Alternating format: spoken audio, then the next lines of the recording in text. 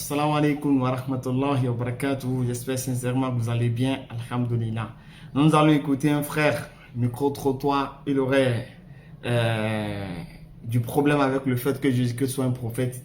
Et vous allez faire la comparaison avec Muhammad sallallahu alayhi wa sallam.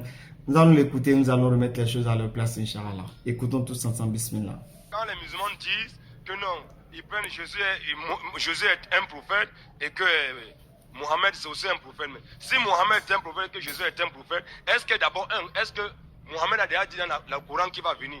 Jamais. Ce n'est jamais dit dans le Coran que Mohammed va revenir. La seule personne qui dit qu'il va revenir, on va lire ça rapidement. Jean 14, 1 à 3, on va voir qui a dit qu'il va revenir de sa propre bouche. Et on va confirmer ça par les dires de Mohammed lui-même. Vas-y, rapidement. Jean 14. Que votre cœur ne se trouble point. Croyez en Dieu et croyez en moi. Il y a plusieurs demeures dans la maison de mon Père.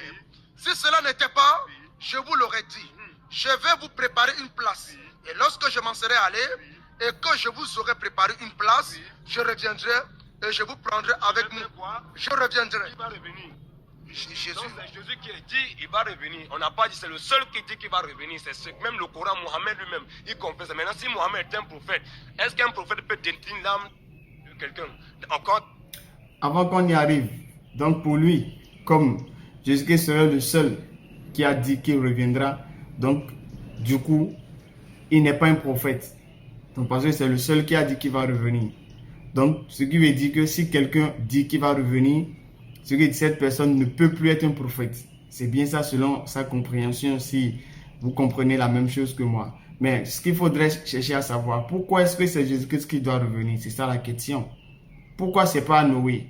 Pourquoi c'est pas Abraham? Pourquoi c'est pas Moïse? Pourquoi c'est pas David? Pourquoi c'est pas Salomon? Pourquoi c'est pas Ismaël? C'est pas Isaac? Pourquoi c'est pas Jonas? Pourquoi c'est pas Jean-Baptiste?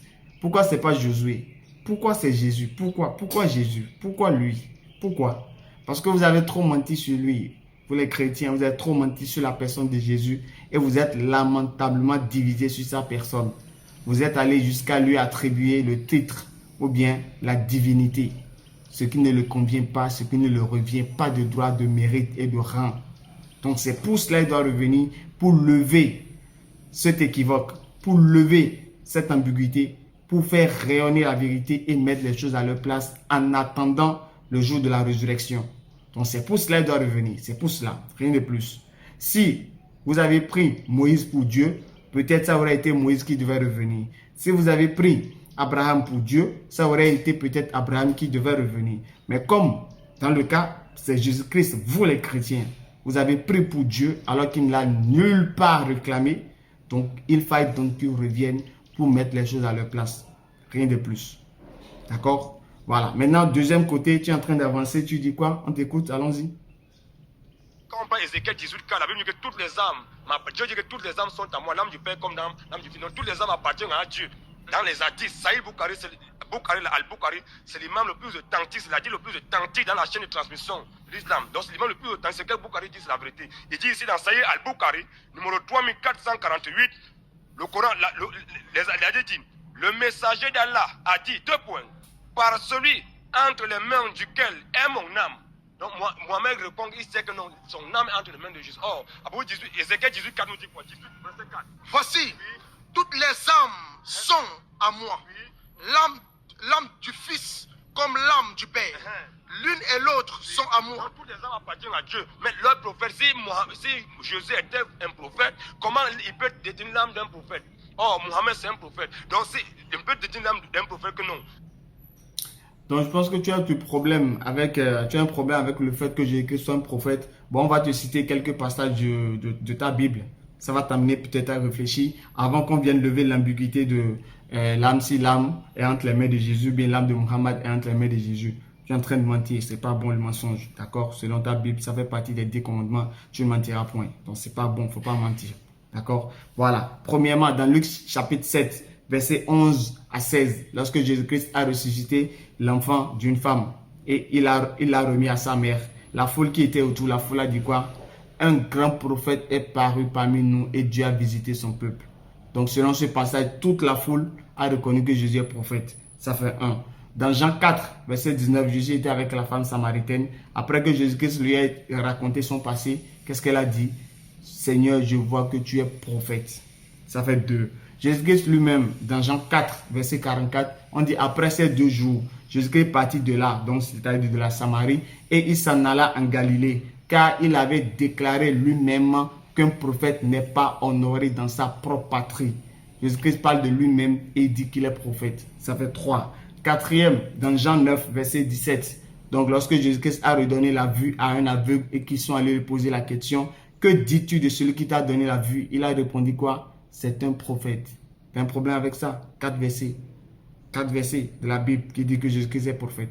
Si tu as un problème avec ça, c'est que tu es incrédule parce que tu ne crois pas au verset de ta Bible. 4 versets. Et Jésus-Christ a dit le témoignage de 2 est vrai. Donc on en a donné 4, y compris le témoignage de Jésus lui-même. Donc si tu as un problème avec ça, donc il faut revoir ta foi. Donc ce que je dis, tu ne crois pas d'abord en la Bible. D'accord? Et si tu ne crois pas en la Bible, je ne pense pas que tu puisses aller au paradis parce que selon vous, c'est censé être la parole de Dieu. Et si tu es incrédule face à la parole de Dieu, comment est-ce que tu peux avoir accès au royaume des cieux? Donc il faut réfléchir, il faut revenir sur les versets. D'accord? Il faut méditer. Ça va être 1.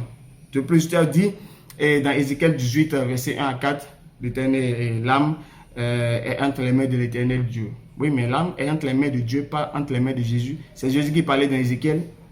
C'est Jésus qui parlait dans Ézéchiel. Il ne faut pas faire ça, c'est pas bon, il ne faut pas mentir. C'est Jésus qui parlait dans Ézéchiel. Jésus était là. Donc c'est Jésus qui a envoyé le prophète d'Ézéchiel, quoi. C'est Jésus qui l'a envoyé.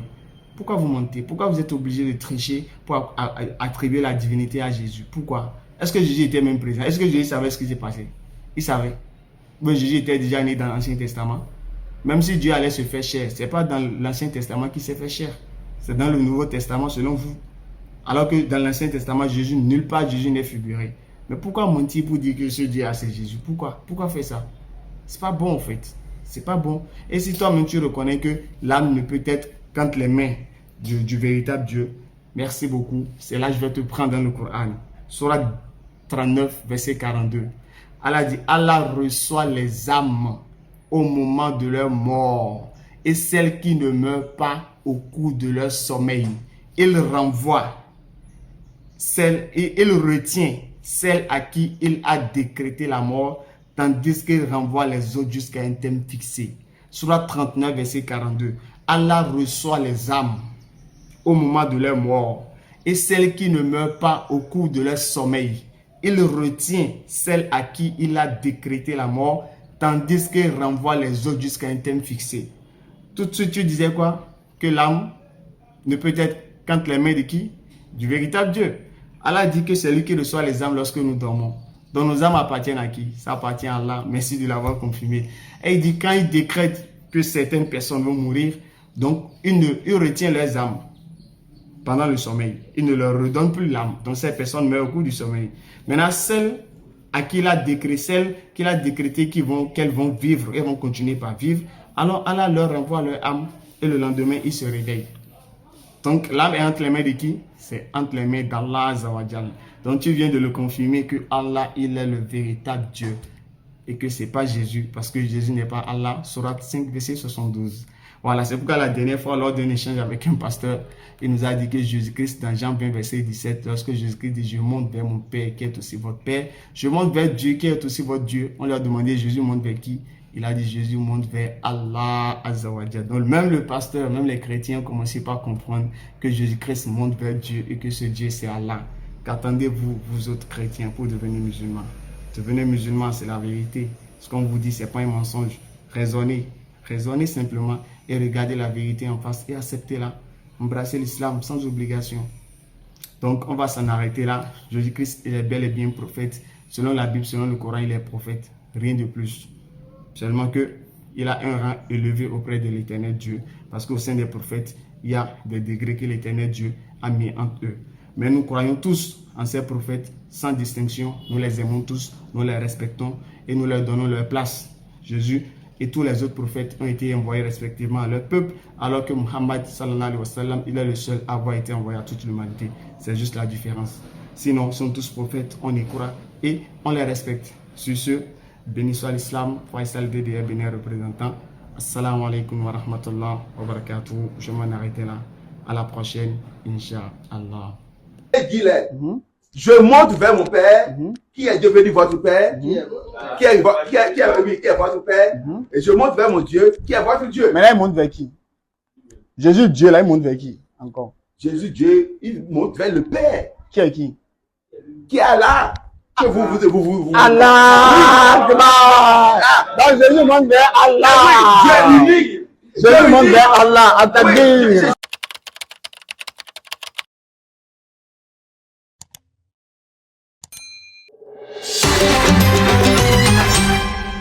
DDR Bénin.